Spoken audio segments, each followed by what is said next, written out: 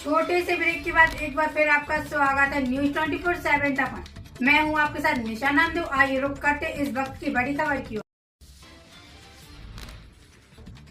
मध्य प्रदेश की धार्मिक नगरी महाकाल की नगरी की बेटी मिस इंडिया का खिताब पाने के बाद उज्जैन पहुंची, जहां पर पूरा शहर में पुष्प वर्षा कर और निकिता पोरवाल आज निजी होटल में पत्रकार वार्ता के माध्यम से मीडिया से रूबरू हुई और उन्होंने सनातन धर्म से जुड़ी हुई हम बातें भी कही कि बचपन से ही मैं रंगमंच कलाकार रही हूँ। मैं रंगमंच नाटक में माँ सीता का रोल किया था और मेरे परिवार और मेरा सपना था कि कुछ ना कुछ तो कर गुजरना है। आज बाबा महाकाल का आशीर्वाद है कि आज मैं मिस इंडिया के खिताब से नवाजी गई हूँ। मेरा एक सपना और है, जिस प्रकार मैंने मिस इंडिया का खिताब पाया 2 सालों के बाद मिस वर्ल्ड कंपटीशन में भाग लेकर मिस वर्ल्ड का ताज पहनने की तैयारी रहेगी।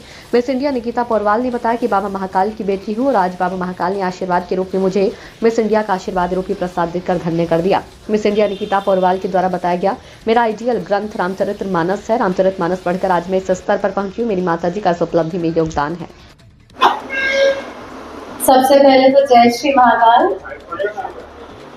आप सभी को इंतजार करवाने के लिए बहुत बहुत बहुत क्षमा चाहती हूँ, क्योंकि आप सब हमारे देश की आवाज है और आवाज को इंतजार करवाया नहीं जाता। मैं निकिता पोरवाल आपके शहर की बेटी, उज्जैन की बेटी, यहीं पली बड़ी, यहीं मेरी स्कूलिंग हुई, मेरी ग्रेजुएशन हुई महाराजा सायाजीराव यूनिवर्सिटी ऑफ बड़ौदा से। यहीं के रंगमंच में मैंने अपनी पहचान पाई। कालिदास संस्कृत अकादमी में संस्कृत नाटकों से सीता के किरदार से कहीं ना कहीं मेरी स्टेज की शुरुआत हुई। 5 साल से मैं माँ सीता का कैरेक्टर प्ले करती आ रही हूँ श्री रामलीला में, जो अंग्रेज द्वारा आयोजित की जाती है। वहीं से कहीं मुझे लगा कि नारी शक्ति की एक आवाज बनना है, भारत की एक आवाज बनना है, और इसीलिए मैं मिस इंडिया के माध्यम से आज अपने देश का प्रतिनिधित्व करने के लिए 2026 में मिस वर्ल्ड के प्लेटफॉर्म पे जाऊंगी। आप लोगों की बहुत शक्ति है, अगर मेरा सपोर्ट करेंगे तो हम भारत में मिस वर्ल्ड का ग्राउंड पूरा लेके आ पाएंगे। धन्यवाद।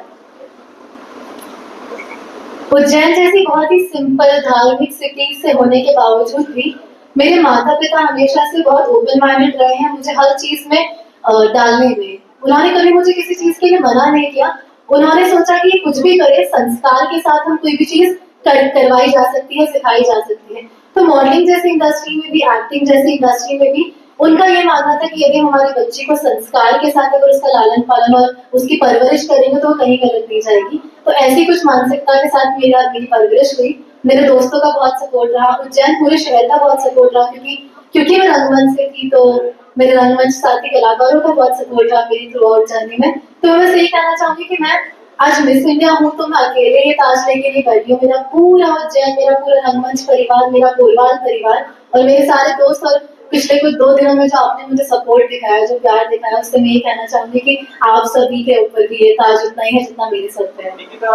मैं नारियों को ये संदेश देना चाहूंगी कि जो आजकल बहुत चल रहा है नारी सशक्तिकरण, नारी सशक्तिकरण, हमें सशक्तिकरण की जरूरत नहीं है, हम सशक्त हैं। तो बस अपने अंदर की वो शक्ति पहचाननी है। और सशक्ति का मतलब सिर्फ ये नहीं होता है कि आप जॉब करें या आप घर से बाहर निकल के पैसा कमाएं। आपका दिल जो करता है, आपका मन जो करता है, अगर आप वो करें तो आप सशक्त हैं।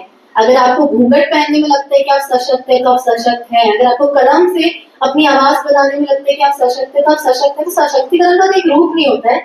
माता सीता भी सशक्त थी, द्रौपदी भी सशक्त थी और एक मिस इंडिया भी सशक्त थी।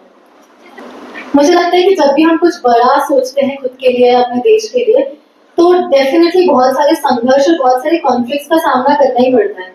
पर जो मैं खुद को हमेशा ये कहती हूँ कि हर किसी को मौका नहीं मिलता अपने सपनों के लिए काम करने का, अपने सपनों के लिए संघर्ष करने का। बहुत से लोग होते हैं जो अपनी फैमिली कंडीशन या किसी ना किसी कंडीशन की वजह से अपने सपनों को फॉलो नहीं कर पाते। बहुत टैलेंटेड लोग होते हैं, मैंने रंगमंच में देखा उज्जैन के बहुत टैलेंटेड लोग अपनी कुछ स्थितियों परिस्थितियों की वजह से अपने ड्रीम्स को फॉलो नहीं कर पाते। लेकिन आज अगर मैं कर पा रही हूँ तो मैं से फिर संघर्ष नहीं, मुझे सौभाग्य का नाम दूंगी।